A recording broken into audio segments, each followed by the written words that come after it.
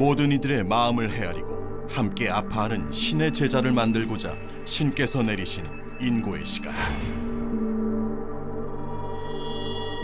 커다란 한과 고통 그리고 눈물 속에서 태어난 무녀 명월당을 만나봅니다.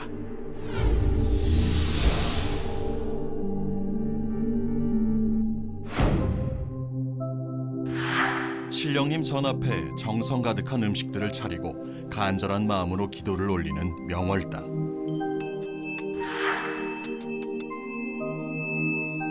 무녀의 기도가 더욱 간절한 것은 오늘로 그녀가 신제자가 된 지 2년이 되는 날이기 때문입니다. 여러 조상님들 모셔놓고 이제 제가 2년 동안 얼만큼 성숙한 모습도 보여드리고 또 그동안 2년 동안 많은 일을 겪었던 거 그런 것도 이제 아침에 경을 읽으면서 생각이 들더라고요. 저는 어릴 때부터 참 많이 아파왔습니다.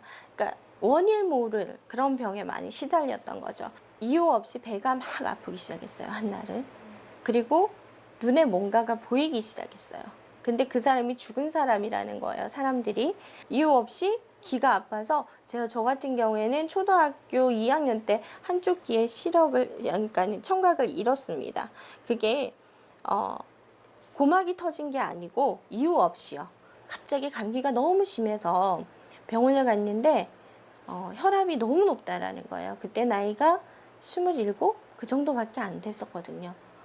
그래서 젊은데 무슨 혈압? 그랬는데 이게 당뇨라는 병이 오더라고요. 그러니까 이 당뇨 합병증 때문에 뛰지도 못하게 되고요. 걷지도 못하는 거죠. 어떨 때는 너무 아파서.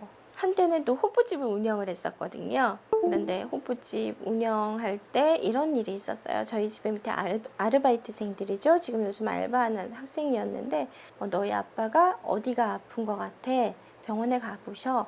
그랬던 친구가 있었어요. 이제 상복을 입고 있는 모습을 봤던 것 같아요. 근데 그게 이제 현실로 돌아와 버린 거죠. 그래서 내가 정신병자인가? 그런 생각도 해봤고요.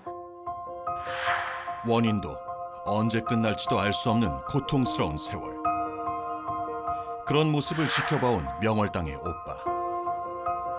힘든 동생을 위해 오빠는 어려운 결정을 내렸다고 하는데요. 그것이 엄청난 결과를 부르게 될 것이란 건 그 당시 아무도 알지 못했습니다. 저희 오빠를 이 자리에서 보냈습니다. 저희 하나밖에 없는 친오빠를 보내고 제가 이 길을 온 거거든요. 나 때문에 오빠가 가지 않았을까라는 어리석은 생각도 했었고요. 그런데 만약에 오빠가 이렇게 제 곁에 지금 계신다면 신이 아닌 사람으로 계신다면 제가 이 길을 안 왔을 것 같아요. 오빠가 이 17년 전에 이 신을 받게 된 계기가요. 저 때문이었다고 해도 과언은 아니에요. 제가 갑자기 막 밤만 되면 미쳐서 나가는 거예요, 밖으로. 이유 없이 그냥 걸어 다녀요. 그래 미친 사람이란 소리도 들었었죠. 그래서 어떨 때는 정신과 약까지도 먹었었거든요. 그런데도 치료가 안 되고요. 잠을 못 잡니다, 특히. 너무 심하니까 오빠가 그때 당시에 철학 공부를 하고 계셨던 중이었거든요. 그래서 오빠가 그럼 이 길을 가겠다. 그래서 우리가 한마디로 몰아준다 하잖아요. 그래서 오빠한테 신고를 하게끔 해서 몰아줬어요. 그게 이제 아니었던 거예요. 결국에는 오빠는 스님 사두를 갖고 태어나셨던 분이고 오빠가 군 일을 하러 들어가면 제가 과일을 닦아주는 일만 했어요. 그리고 그 땅에 따라가면 모든 옆에 들어오시는 선생님들이 저 보살은 어디 보살이야? 이렇게 물어보셨어요. 너는 동생인데 너보다 더 신이 센 동생을 데리고 있으면서 저렇게 놔두냐고. 그거는 정말 네가 해야 될 일이 아니야 라고 얘기하셨던 선생님이 계세요. 그때만 오빠가 쟤는 이런 길로 못 오게 할 거라고 제가 제 동생이니까 제가 책임져야죠. 그래서 제가 이 길 왔는데요. 이렇게 싸웠어요, 오빠가 그분들하고. 그런 것들이 이제 오빠는 가시기 전에 저한테 그 말씀을 하셨어요. 오빠 그러니까 2015년 5월 3일 날 돌아가셨는데 그 해에 1월 1일 날 양력으로 저한테 이 집에서 커피를 직접 타주시면서 너가 올해는 이 자리에 앉아야 될 것 같아 라는 얘기를 하셨어요. 내가 아무래도 올해는 신의 벌전을 받아서 이 세상을 떠날 것 같아 라는 얘기를 하더라고. 막상 오빠 가는 걸 옆에서 지켜보는 순간 내가 내 피부치를 보내면서 내가 그렇게 고집을 이렇게 그렇게 이런 일을 겪으려고 내가 고집을 그렇게 피웠었나 싶은 거예요. 내가 보는 눈앞에서 그것도 젊은 오빠가 하늘나라로 가는데 너무 기가 찬 거예요. 그때 이제 제가 이 길을 가야 되겠구나 하는 마음은 먹었었어요. 자신을 대신해 이 길에 들어선 오빠에게 내려진 죽음이라는 큰 벌. 그런 오빠를 떠나보내야 했던 명월당은 신을 거부한 죄가 얼마나 큰 것인지를 깨닫게 되었습니다. 뜨거워 아파. 어떻게 왜 죽어? 내 몸이 터질 것 같은데 말할 수가 없었어. 네가 잘할 수 있겠나?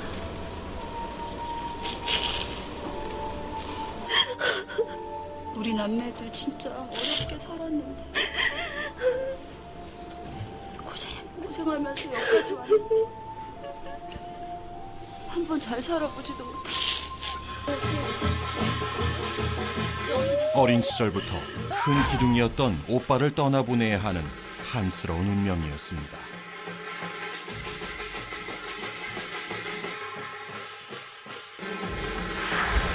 하지만 또 다른 가족들을 지키기 위해 명월당은 모든 것을 내려놓고 그렇게 신의 제자가 되었습니다.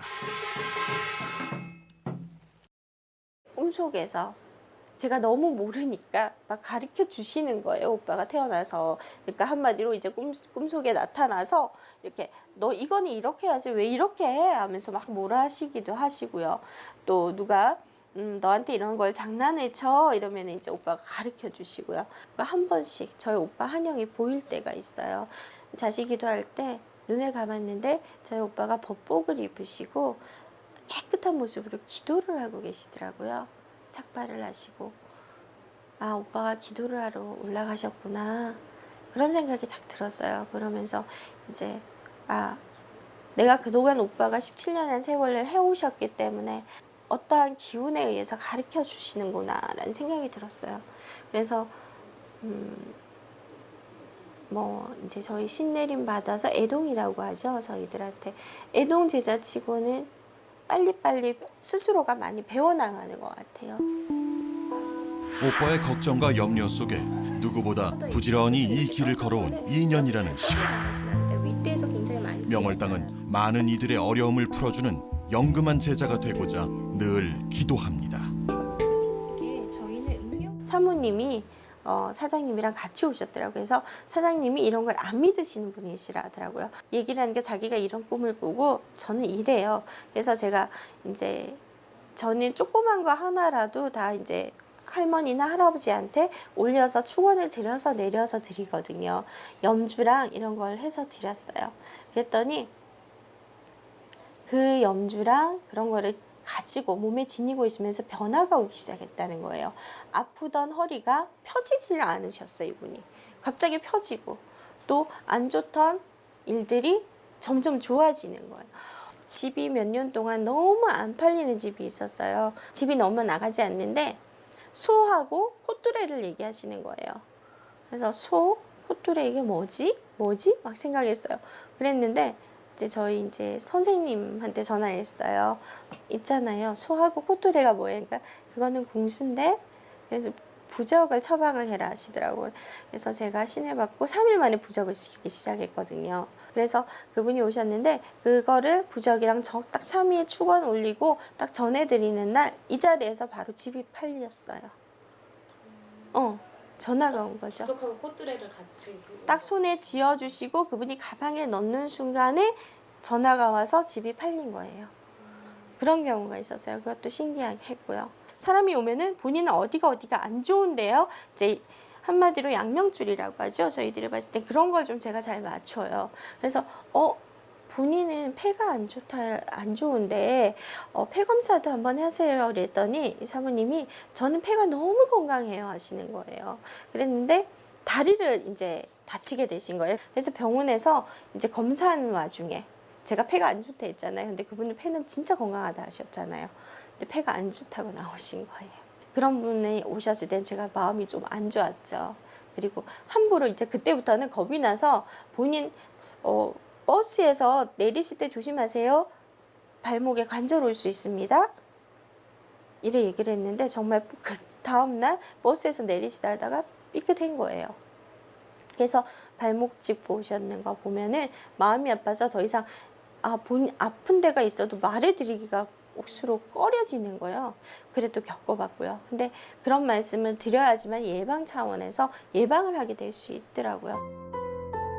혼자 가는 길이지만 결코 혼자가 아닌 이 길.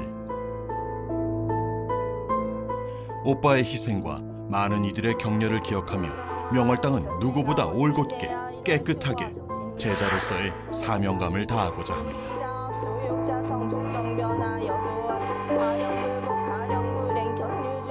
처음에 왔을 때부터 저한테 어떤 원력을 주셨냐면은 꼭 일을 해야지만이 다 이걸 풀어나갈 수 있다라는 쪽보다는 이렇게 어떻게 풀어나가십시오라는 공수를 드리는 쪽이 많았었어요. 정말 이 무속인 집에 와서도 일반 우리 정신과나 이런 힘든 부부 상담이라든지 상담하는 것처럼 편하게 오실 수 있는 그런 법당이 됐으면 하는 마음이 있었었거든요. 그래서 그거는 정말 제가 지켜나가고 싶어요. 그래서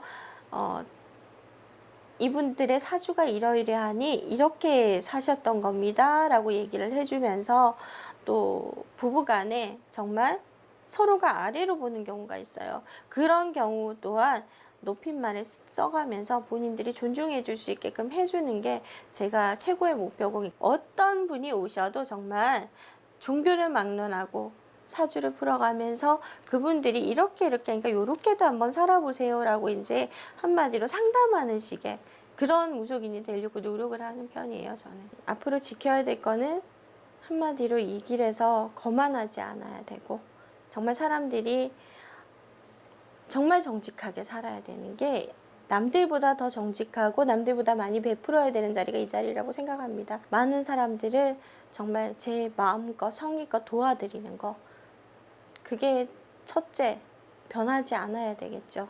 그리고 무속인은 욕심이 있으면 안 된다고 하거든요. 그래서 욕심 부리지 아니하고 깨끗한 무속인으로 보여지고 싶고요.